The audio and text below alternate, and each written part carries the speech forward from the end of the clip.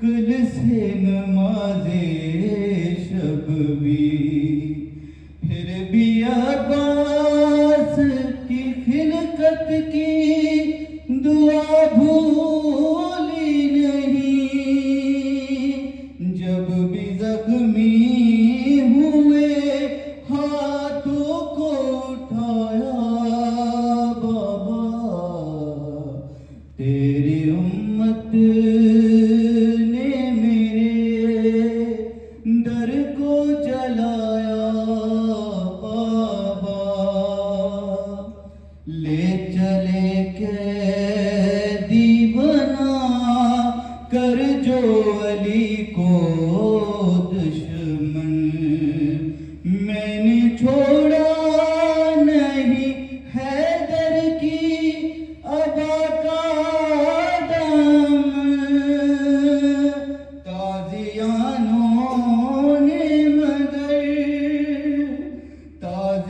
تازیانوں نے مگر مجھ سے چھڑایا بابا، تیری امت نے میرے در کو جلایا بابا۔ کہ کسی خطیب کے محتاج نہیں ہے، نام زہرا ہی کافی ہے۔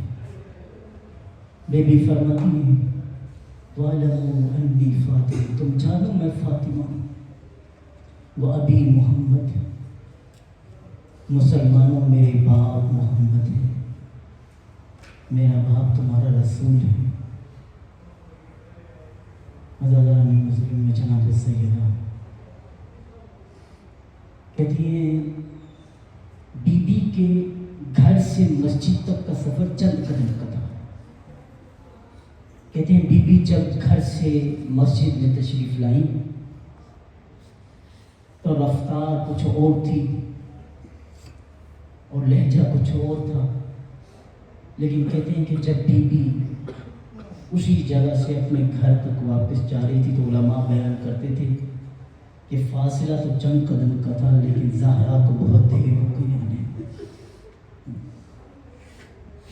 الفاظ ہیں بی بی کبھی رک کر گریا کرتی، بیٹھ جاتی،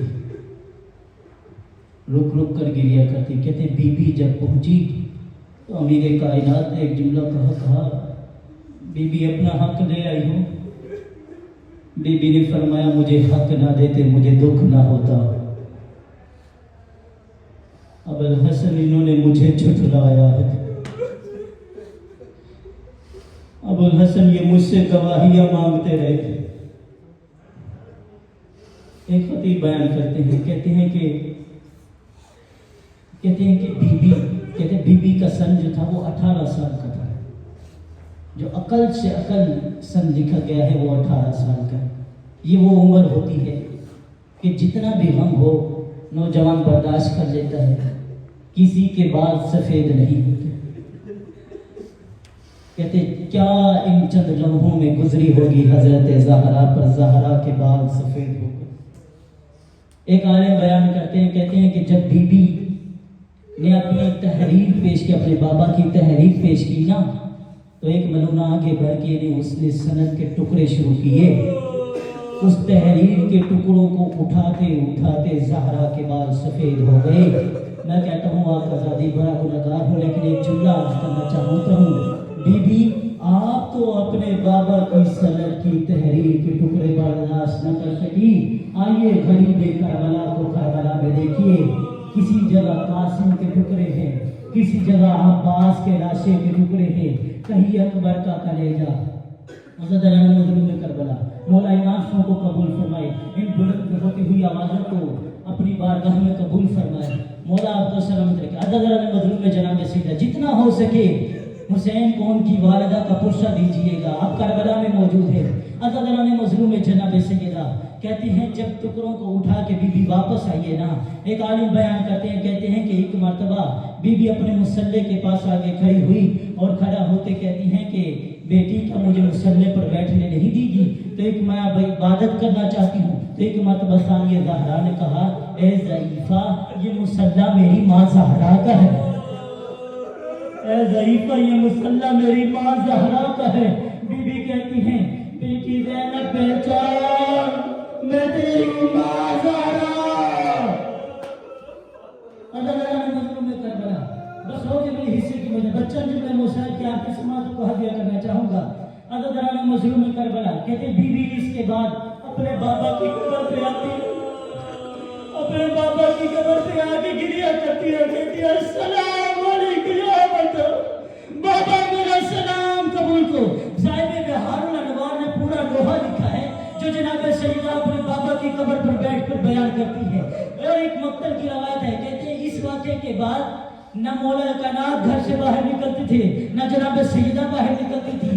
جب حاکم وقت کو اس بات کا علم ہوا کہ علی باہر نہیں آتے اور علی کے بغیر حکومت نہیں بچتی تو آگے کچھ دستے کو لے کر گھر پہ آ کر بڑی دیر آواز میں دھمکی دیتے ہیں علی کو باہر نکالو وگرنہ ہم اس دروازے کو جلا دیں گے. ایک مرتبہ بی بی نے کہا کہ تم کس دروازے کو جلانا چاہتے ہو؟ ارے پہچانو میں تمہارے نبی کی بیٹی ہوں. حضرت مظلوم نے جناب سیدہ دو مرتبہ بی بی نے ان ظالموں کو یاد کرایا کہ پہچانو میں محمد کی بیٹی ہوں. ایک مرتبہ دربار میں ایک مرتبہ گھر میں. مولا آپ کو سلامت رکھے. ان بلند ہوتی ہوئی آوازوں کو مولا اپنی بارگاہ میں قبول فرمائے. ان آنسوں کو مولا اپنی بارگاہ میں قبول فرمائے. حضرت مظلوم جناب سیدہ کہتے ہیں کہ جب بی بی نے کہا نا کہ میں تمہارے نبی کی بیٹی ہوں ایک ملعون بڑی توہین اہانت کی سزا دے کر کہتا ہے کہ اگرچہ میں وہ الفاظ نہیں کہنا چاہتا آپ سمجھ گئے ہیں کہ اگرچہ آپ نبی کی بیٹی ہیں لیکن پھر ایک ملعون آگے بڑھا اس نے دروازے کو آگ لگائی. ایک ملعون